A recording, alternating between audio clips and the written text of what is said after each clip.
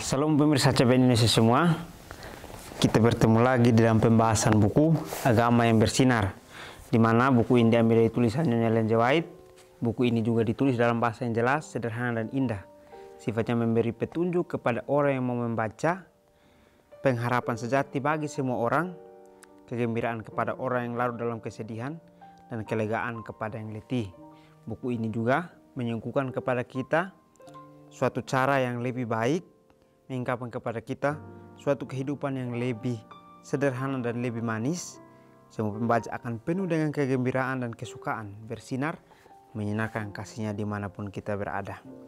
Baik, jadi ini buku ini dikatakan bahwa agama yang bersinar, atau kita harus memiliki satu sinar di dalam hidup kita sehingga kita bisa pancarkan dimanapun kita berada. Jadi satu ajakan yang sangat menarik untuk kita ikuti, di mana Tuhan memberitahu kita bahwa kita akan memiliki kehidupan yang pantas di dalam apa yang diperintahkan, maka kita harus bisa mengikuti apa yang sudah tertulis di dalam buku ini.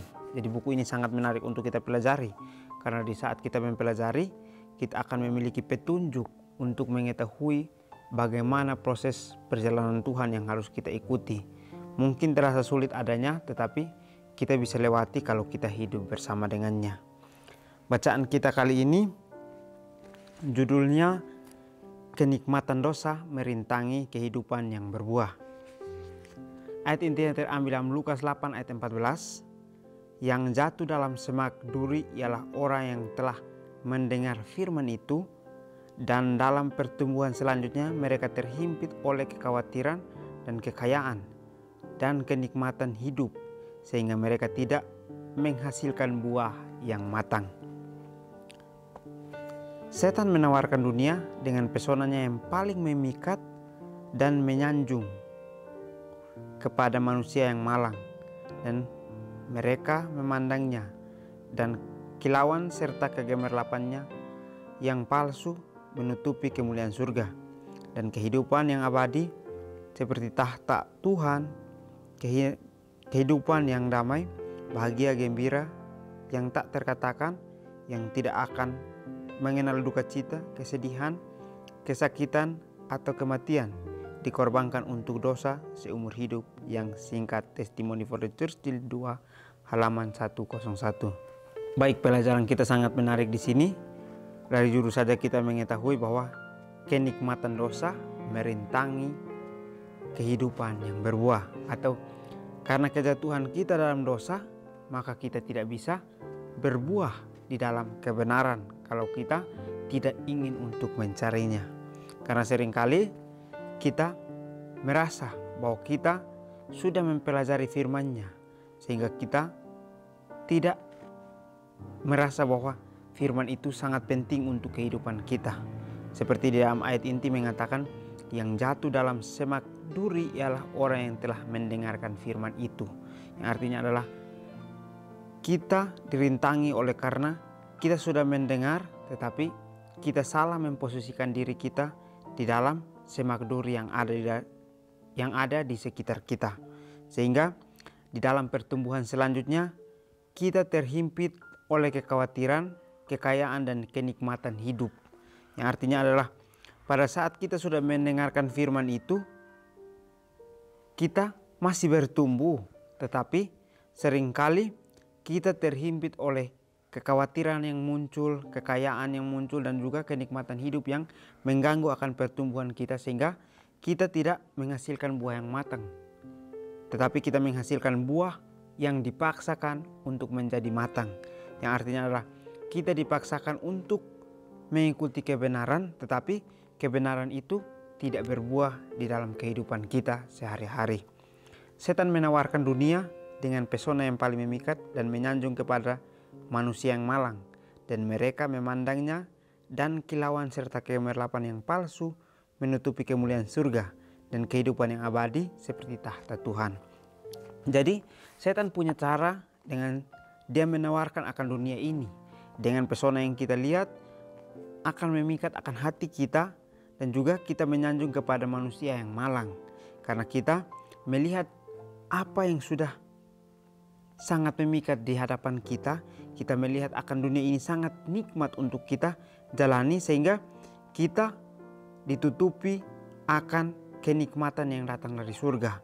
Karena pada saat kita sudah melihat pesona dunia dan juga pesona yang paling memikat itu, maka kita merasa bahwa inilah tempat yang ternyaman yang kita harus duduki.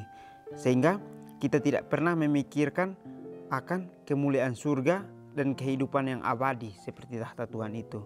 Seringkali kita pikirkan adalah ini yang di depan saya ini adalah tempat ternyaman saya, tanpa kita pikirkan akan kemuliaan surga, tanpa kita pikirkan kehidupan yang abadi yang akan Tuhan berikan dalam kehidupan kita.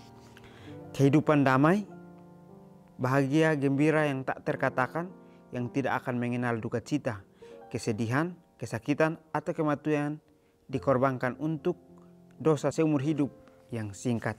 Jadi sangat menarik ya. Seringkali kita korbankan itu adalah kedamaian, bahagia, gembira yang tak pernah terkatakan. Tapi kita korbankan dengan dosa seumur hidup yang singkat itu dengan cara kita mengenal akan kesedihan, kita mengenal akan duka cita, kesakitan dan juga kematian serta dikorbankan. Inilah yang akan terjadi dalam kehidupan kita. Kalau kita kembali untuk memilih akan tawaran setan, berarti kita sedang masuk untuk mengenal akan duka cita, mengenal akan kesedihan, mengenal akan kesakitan dan juga kematian yang kita korbankan. Tetapi di sini Tuhan memberitahukan kembali kepada kita bahwa kenikmatan surga adalah kehidupan damai, bahagia, gembira yang tak terkatakan, yang semua orang rindu untuk ke sana. Tetapi seringkali kerinduan kita terhimpit oleh kekhawatiran, kekayaan dan juga kenikmatan akan hidup itu, sehingga kita tidak bisa untuk memiliki kebenaran yang matang seutuhnya di dalam kehidupan kita. Jadi kembali lagi ajakan buat kita bahwa kita harus bisa berusaha untuk tidak terhimpit oleh kekhawatiran, kekayaan dan juga kenikmatan hidup, supaya kita bisa menghasilkan buah yang matang. Karena meskipun kita hidup di dunia yang berdosa, yang seringkali kenikmatan dosa merintangi akan kehidupan yang berbuah, tetapi kita harus berusaha untuk kehidupan kita itu berbuah kebenaran adanya. Kehidupan di kota-kota besar adalah palsu dan munafik. Nafsu menggebu untuk mendapat uang, roda kegairahan dan mencari kesenangan, haus akan pamer, kemewahan dan pemborosan. Semuanya adalah desakan-desakan yang dengan meluapnya penduduk sedang mengalihkan pikiran dari tujuan hidup yang sebenarnya. Semua hal ini membuka pintu kepada ribuan kejahatan. Tetapi orang-orang muda, perkara-perkara ini memiliki kuasa yang nyaris tak dapat ditolak. Jadi sangat menarik ya pelajaran kita. Kembali lagi menceritakan bahwa kehidupan di kota-kota besar adalah palsu dan munafik. Yang artinya kehidupan di kota besar itu semuanya hanya terlihat enak pada saat diceritakan, tetapi pada saat kita menjalaninya sendiri di dalam kota-kota besar itu, mungkin kita merasa bahwa itulah hal yang paling palsu, hal yang munafik yang kita dapatkan di cerita itu.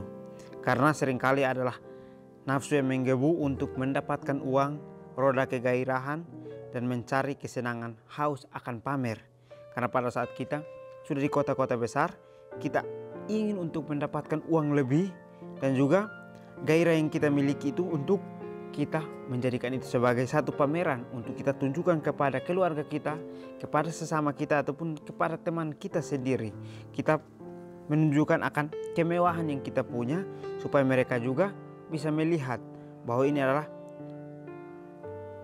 pekerjaan yang sangat menarik dalam kota-kota besar, tanpa kita ketahui bahwa kemewahan itu dan pemborosan semuanya adalah desakan-desakan yang meluap dari penduduk yang sedang mengalihkan pikiran dari tujuan hidup yang sebenarnya.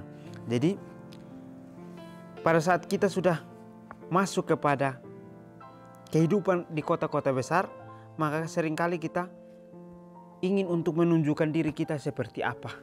Kita menunjukkan segala apapun yang kita punya, kemewahan, dan juga kita memiliki pemborosan di situ dikatakan ya.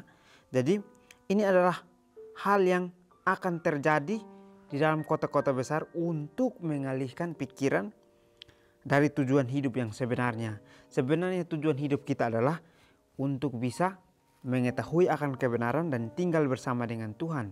Tetapi di kota-kota besar kita tidak mendapatkan itu. Malah kita dialihkan untuk tidak memiliki pikiran dan tujuan hidup yang sebenarnya yang datang daripada Tuhan.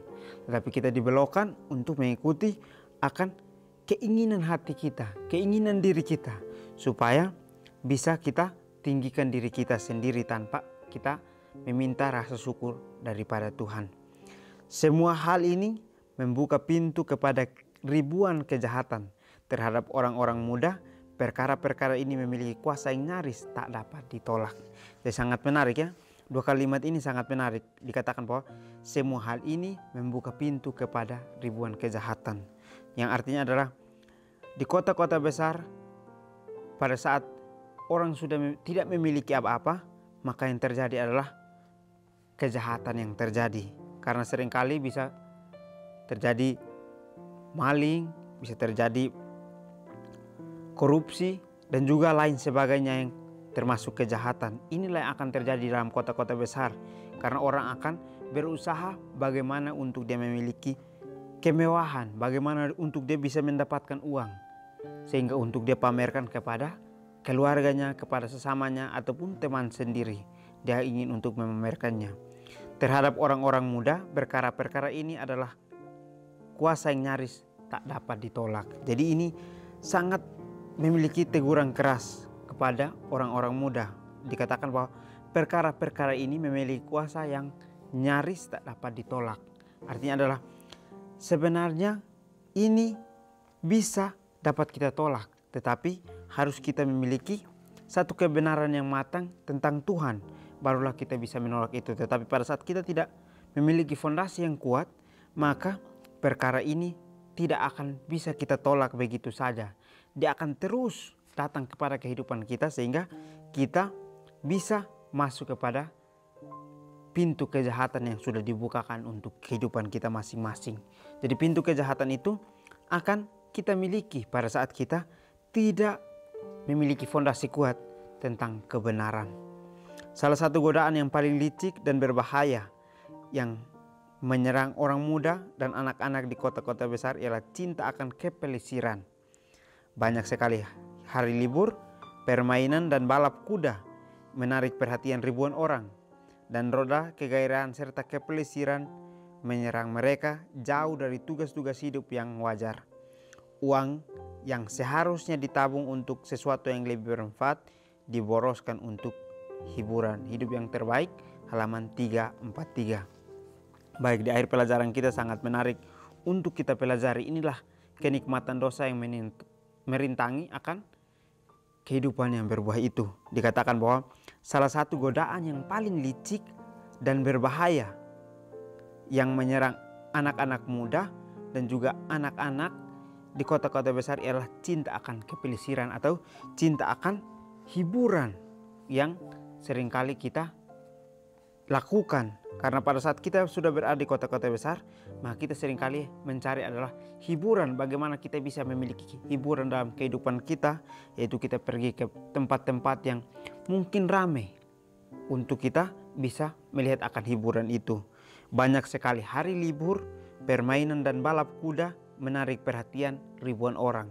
Jadi inilah yang menjadi godaan yang paling licik dan berbahaya, di mana kita ingin untuk berkumpul ribuan orang di situ.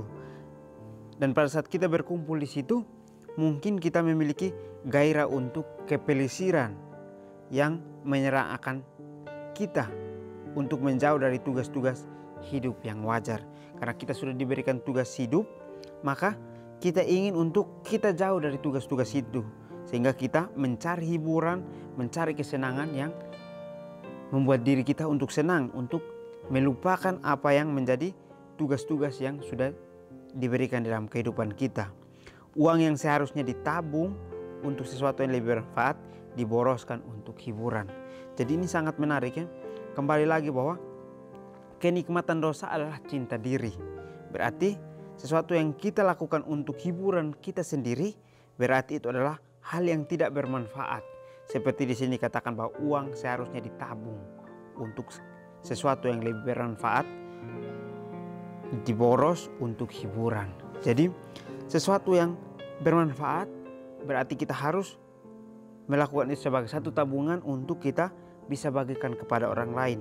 Bukan kita jadikan itu sebagai satu hiburan kita karena kita sudah memiliki satu harta yang sangat berharga, maka kita jadikan itu sebagai hiburan. Lalu kita menyembah itu sebagai satu berhala di dalam kehidupan kita. Dan pada saat kita menyembah, kita sudah masuk kepada pintu kejahatan yang sudah dibukakan untuk kita masuk. Jadi inilah yang kita dapat pelajari di sini. Dikatakan bahwa kita seringkali sudah mendengar akan firman itu, tetapi pertumbuhan kita itu selalu terhimpit oleh kekhawatiran, oleh kekayaan dan kenikmatan hidup, sehingga kita berbalik kepada sesuatu yang jauh daripada yang Tuhan kehendaki, sehingga kita memiliki hal-hal yang jauh, hal-hal yang tidak berkenan kepada Tuhan, sehingga kita setiap hari mengenal akan duka cita itu, kesedihan, kesakitan dan kematian itu, karena pilihan kita sendiri yang membuat kita untuk menutupi akan kehidupan yang benar yang berbuah yang Tuhan sudah berikan di dalam kehidupan kita. Jadi pelajaran kita sangat menarik di sini. Dosa merintangi akan kehidupan yang berbuah, tetapi marilah kita berusaha untuk kita kenal Tuhan. Maka kita akan menghasilkan buah yang matang meskipun kita sedang diberikan ujian yang sangat berat, tetapi kita akan bisa untuk melewatinya. Jadi pelajaran kita kali ini mengajak kita bahwa sesuatu usaha yang kita lakukan bisa kita lewati dengan cara kita bersandar hanya kepada Tuhan. Mungkin ini saja pelajaran yang dapat saya bahas. Kiranya kita bertemu lagi di pertemuan selanjutnya. Kiranya Tuhan Yesus memberkati kita semua.